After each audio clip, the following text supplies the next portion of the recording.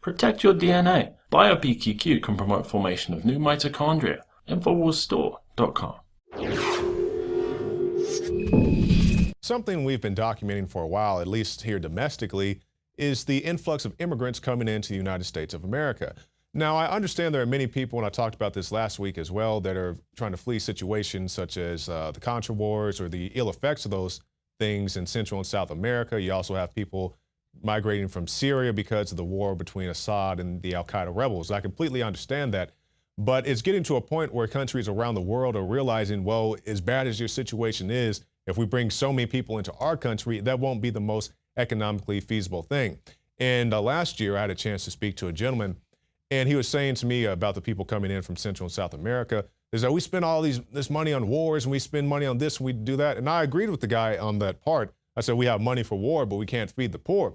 But the issue is that's big government spending. When when immigrants are going to places like McAllen, Texas, or Murrieta, California, the taxpayers are having to foot that bill in those particular areas. And I gave the example last week that in the town of McAllen, they had the emergency services pretty much drained, pretty much tapped dry by trying to house all the people coming in there. Now, once again, if private individuals or churches or anybody else decide amongst themselves to feed and house these people, that's their business. I don't have any issue with that. But the problem comes when you start taking funds away from the citizens in those communities. Now, if they had a town hall meeting, they said, hey, bring them here, we'll take care of them, that's awesome. But it's just, end of the day, it's not the most economically feasible thing to bring so many people into your country.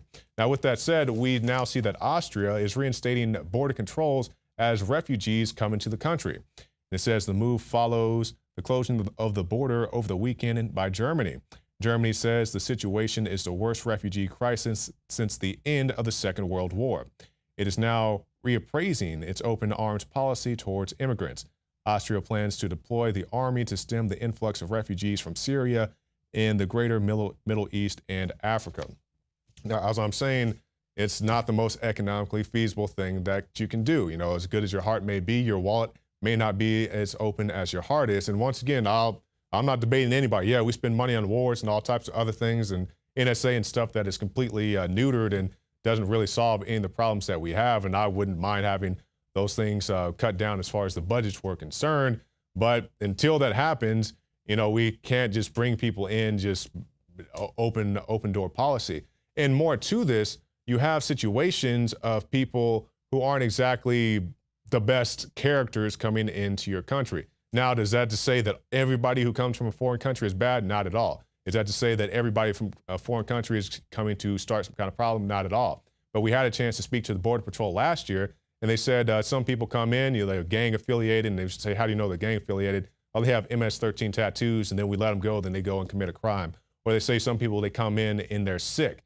And I say, well, how do you know they're sick? Because they have tuberculosis, they have scabies, they have this or that. And the Border Patrol is not trained, nor do they have the facilities or the financing to treat people medically. So they say they basically have people in pretty much, you know, a big warehouse. They're sneezing and coughing on each other, so one person makes 20 people sick. And then your problem grows from there. Once again, that's not all people, but some people are sick or they may have some type of ill intent when they come here. With that said, Homeland Security Chairman, he says, we do not have the systems in place to properly vet refugees. And the chairman of the House Homeland Security Committee has urged that the facilities are not in place to properly vet refugees coming in to the U.S. from Syria and Iraq, and that it is reckless and dangerous policy to accept at least 10,000 of them as proposed by the Obama administration. Now, once again, if Barack Obama wants to move as many people as possible into the White House, more power to him. But as I keep pointing out, the issue is they're putting them into these small communities and making them foot the bills. And all these politicians, I know you see them on TV, oh, if I could take all these people home with me, I would. They don't take one home with them. And once again, you can welcome to do that if you want to, but you can't put this burden on people who didn't ask for it and then say they're not humanitarian when you're not willing to do the same thing you're asking them to do. And I'll give the example of people every day. You get on the bus, you get in your car, you go someplace, you go to work, you go to school, whatever. You probably pass a homeless person.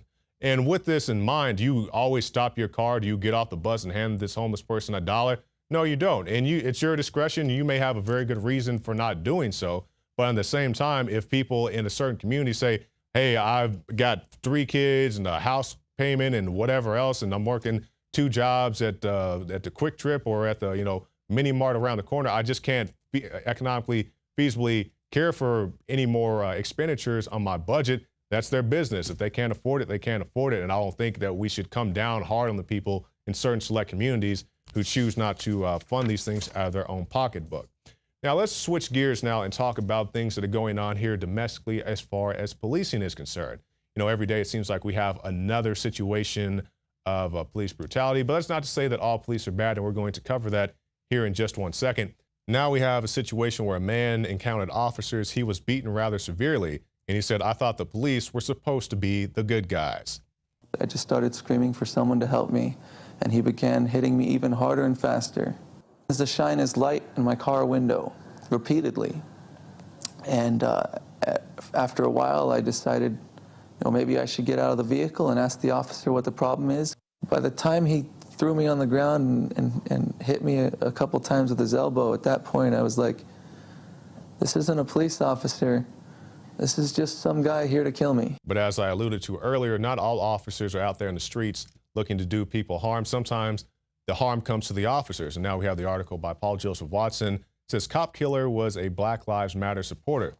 And it says Joseph Shanks gunned down a Kentucky State Trooper, Joseph Ponder, after a high-speed chase last night. And as I talked to Leanne McAdoo about a couple weeks back, talking about Black Lives Matter, even though this person may be affiliated with Black Lives Matter, that's not indicative of all the people in that movement. And I gave the example, we go out to various places around the country over the past year, myself, Joe Biggs, and some of the other crew as well. And they would show these guys, you know, Black Lives Matter t-shirts or with the Black Lives Matter posters, banners, you know, doing criminal activity or harassing people or doing all these mischievous things or sometimes downright criminal things. But, you know, while they're looking the camera over here, if they would just turn the camera around, there'd be 3,000 people marching down the street peacefully with, you know, minor traffic concerns. And they don't want to talk about that. You know, it'd be, you know, a brief news story. And as soon as the march was over, you never saw it again. But you always see the picture of the guy with his pants down, running through the liquor store or wherever the place was. Those type of things keep getting repeated over and over again. But the thousands of other peaceful people who didn't hurt anybody, maybe, you know, blocked the street off briefly. And when we went to Ferguson, I'll just say this to anybody who wasn't there, because I understand when you're looking through the narrow focus of a camera, you may not understand everything that's going on. The cops had those streets blocked off in Ferguson, or at least back in August. So when you see, although the cops, or the protesters were shutting down that street, on West Florissant, that night we shot the tear gas, the cops had the street blocked off, not the protesters. So that's just a little food for thought, and not to demonize the whole movement by this one individual. And I hope the information comes out and the appropriate measures are taken.